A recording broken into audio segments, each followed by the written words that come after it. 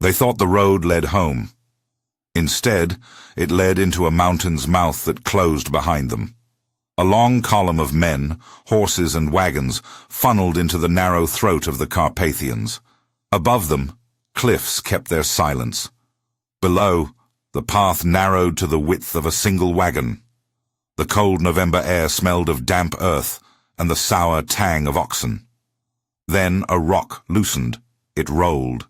It found horse and man. A scream cut the wind. The column hesitated. Stones answered from above. The sound multiplied. The rattle of pebbles, the crash of boulders, the metallic ring of armor struck by falling rock. In that sound, an army's confidence broke. In late 1330, Charles I of Hungary led a host into Wallachia to reassert his authority over Bessarab and force the region back into vassalage. Contemporary and later accounts place the Hungarian army at roughly 30,000, an imposing force for its day, heavy with cavalry, noble retinues, and a long supply train. The numbers alone were meant to make a statement, a clear demonstration that royal consolidation in Hungary would not tolerate regional autonomy. Bessarab, newly secure in his rule, refused to meet the Hungarians on the open field. He did not answer their march with banners. He answered it with silence and with a landscape prepared to fight in his stead. The campaign opened like many in the medieval Carpathians, a long approach, scattered detachments searching for supplies, foraging parties combing emptied villages. The Hungarians had the forms of dominance, knights in heavy mail, levied infantry, wagons laden with provisions and siege gear, but they could not dictate the countryside's response.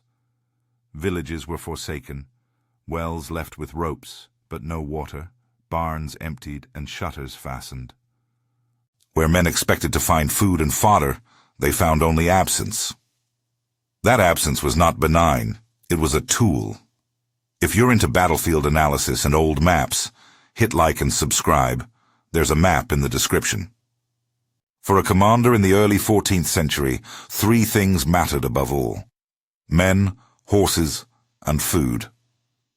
Bessarab aimed at two of those by refusing to fight a pitched battle. He forced the Hungarians to carry their supplies longer, to stretch their column thinner, to push their mounts beyond comfortable endurance. The result was not immediate glory, but a slowly tightening noose. The Hungarians marched, skirting the Carpathians, trying to take the road that would let them strike at Wallachian centers and return before winter's deepest bite. Their vanguard reported silence where there should have been alarm. Their scouts found empty granaries and trails cleared of useful fuel. Every hour of forced marching, every day without ample food and pasture, frayed cohesion. When a large medieval army moves through rough country, it becomes a long, fragile living thing. The baggage train outstretches the fighting corps. Scouts and small detachments become the eyes and the nerves. Heavy cavalry, knights in mail with couched lances, retain their power only where ground allows a charge and space to form. The Carpathian passes did not offer such generosity. They offered narrow funnels where surprise and compression could invert strength into liability. Charles, pressed by distance, season, and the need to secure his lines, chose retreat. Retreat in that age was not merely a change of direction, it was a gamble on the route and timing. He chose the quickest path back to Hungary, the pass at Posada. Posada was a place where the geography did the thinking. A river cut the valley, high ridges pinned the way. The road through the pass narrowed repeatedly into sudden choke points. From above, a handful of men could wrench a great army's momentum. Bessarab had more than a handful. He had preparations, he had patience. The pass was not trapped with the weapons of a siege engine. It was readied with simple, brutal devices that a mountain provides: loose stone, felled trees, sharpened stakes, and the human bodies positioned to direct them. Villagers and engineers prepared piles of rock at key ledges. Trees were weakened by cutting notches at their roots, so they would topple on cue. The slopes were scoured of cover so archers could see and shoot. Small parties took positions where they could rain arrows into the narrow roadway at little risk of being overrun. Fire was used sparingly to create smoke and conceal movements. The plan relied on timing, not on force. On November 9th, 1330, the Hungarian column entered Posada. For days the pass had been watched and molded. Basarab's men did not seek a single decisive confrontation in open ground. They sought to convert movement into stasis. The first day of the ambush looked at first like misfortune. A horse stumbled on slick rock. A wagon wheel struck a hidden rut and broke. Men slowed to help. That hesitation gave the defenders their chance. From the heights, boulders were dislodged. They smashed into saddle and shied pack, into wheel and axle. Where a charge requires space, the pass offered only a compressed line of bodies, stacked to the cliffs. Horses, trained and armored though they were, could not regain formation. The column lost order. The Hungarians tried to form ranks in the narrowness. Heavy cavalry attempted to deploy, but their lances could not find enough room. Cavalry seeks run and impact. In a canyon, that run ends in rock. Attempts to push forward made matters worse. Wagons blocked the route behind them, and horses jammed between timber and cliff. A horse thrown in the squeeze could not be disentangled without vulnerable men leaving a shield of armor. Rear elements pressed forward into immobilized fronts. Panic spread like a fever. When men fall in a confined space, they do not only die. They become obstacles that multiply the chaos. Basarab's skirmishers did not assault in overwhelming masses. They struck in waves, a rotation of small detachments that would fire from above, push loose stones, then withdraw to the cover of the ridge. The attackers concentrated on non-human targets as much as on men. They aimed at horses to break the army's mobility, at wagons to sever the link between food and fighters, at officers to sever leadership. Arrows found gaps between helmets. A shaft through a horse left a knight clipped from his mount, bound to the ground by the weight of his mail. Without grass in the valley, the horses weakened in a matter of hours. With broken wagons, supplies spilled and were trapped among the rocks. Daylight contracted. The soundscape turned from marching and commands to a relentless, grinding noise. The tumble of rock, the creak of timber, men calling and then not calling back. Fires begun at the flanks sent smoke into the canyon, hiding small parties that crept to new positions. The pass became an instrument of attrition, not a single field of glory. The Hungarians had not been lured into a pitched battle. They had been placed into a machine that chewed them up slowly and efficiently. The second day was no relief. Attempts to clear the road with brute force failed. Men attempted to haul boulders back uphill, only to have new rocks pour down in response. Horses, exhausted and wounded, could not haul the wagons that suddenly represented dead weight. The heavy armor that had served as a symbol of martial status became a trap in itself. Men could not move freely to escape collapsing sections. Mail soaked with water and dust grew heavier. Commands from officers moved slowly through the disorder. The column could not restore the required intervals between units. Men found themselves pressed shoulder to shoulder in a way that nullified the advantages of training or equipment. Charles I was no simple figurehead. He was a ruler whose consolidation of royal power had changed Hungary's internal politics and raised his standing. But even kings encounter limits imposed by geography and logistics. According to the chroniclers, the situation at Posada rendered the Hungarian host politically and militarily vulnerable.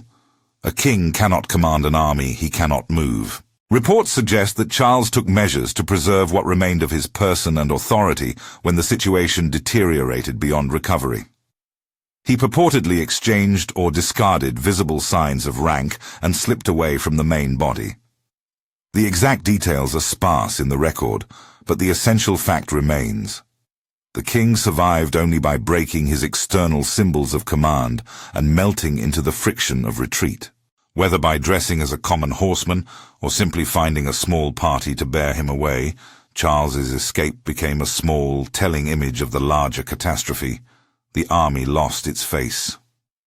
Where medieval armies break, they do not simply vanish, they fragment. Small groups found exits, waded rivers, or scrambled over ridges to forest cover. Others lay where they had fallen. Some were captured or killed. Others made their way back to Hungary in ragged parties without banners. The supply train was largely left behind or destroyed, depriving survivors of the means to reform quickly. The Hungarian retinues that returned told stories of a march turned to nightmare, of wagons piled like roadblocks, and of cavalry stifled into uselessness. Contemporary chroniclers and later historians debate numbers, how many were killed, how many escaped, and the exact totals of loss remain uncertain. What cannot be denied is less a figure and more a fact of consequence. The Hungarian host was shattered as a coherent fighting force at Posada. Basarab's approach after the ambush was measured.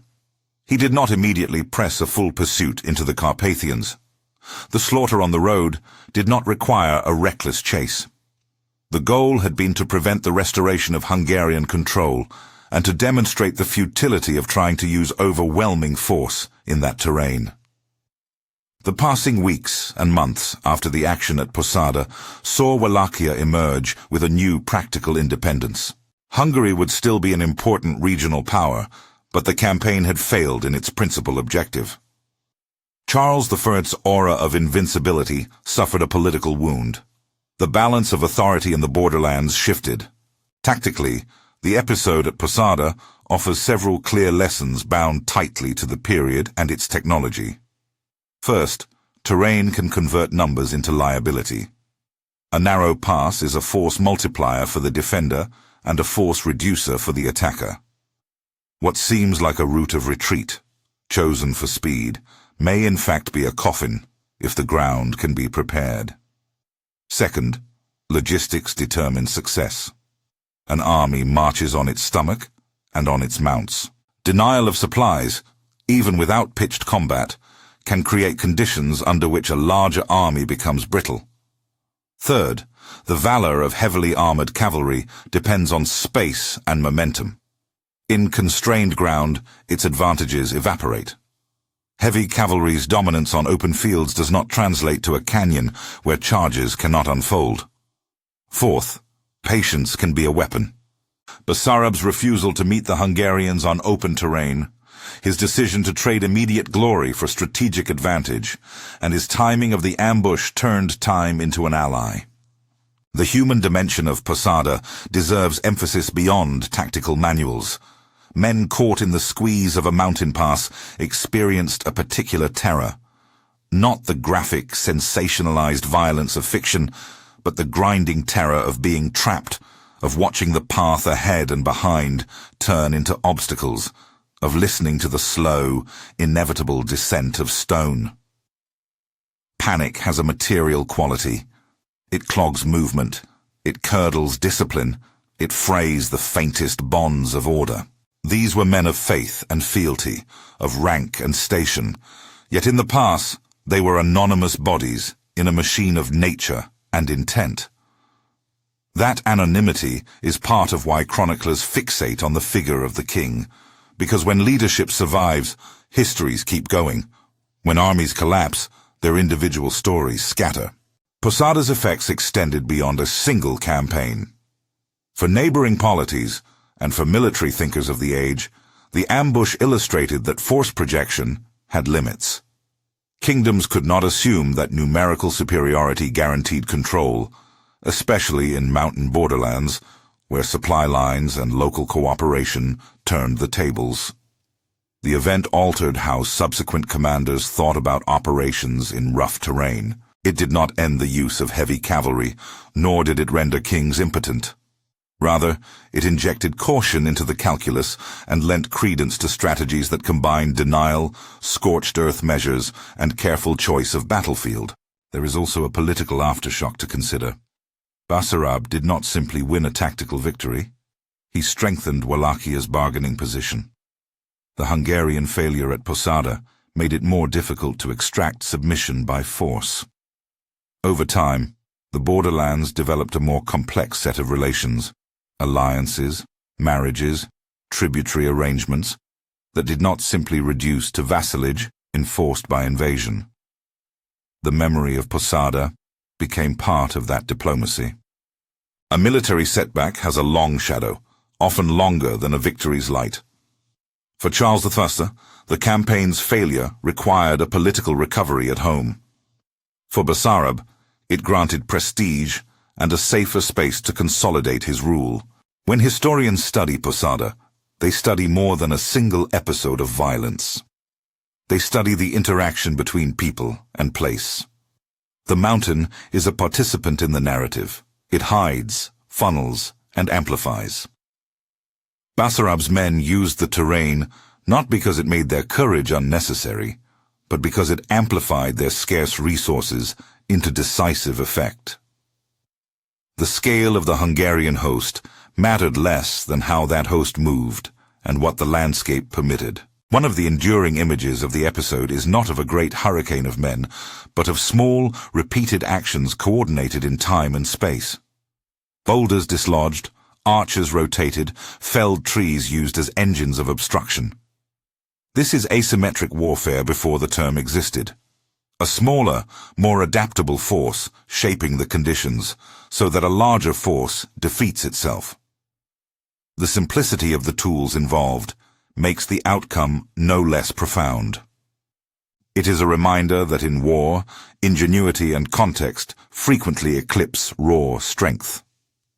In the centuries that followed, Posada remained in regional memory as a cautionary tale. Chroniclers kept the date, November 9th, 1330, because moments crystallize into myth on the calendar. The tale was told not as a celebration of bloodshed, but as a study in prudence and error. For kings, a warning about the overreach born of confidence. For commanders, a prompt to reckon with supply and ground. For smaller powers, an example that sovereignty can be defended not merely by matching force, but by mastering place. To imagine the scene once more. Late autumn light, a column pressed within rock walls, the sudden thunder of falling stone, the stifled calls that go unanswered, the wagons jammed like broken teeth in a trap. The mountain does not gloat. It simply presents what it is. Men make choices in response.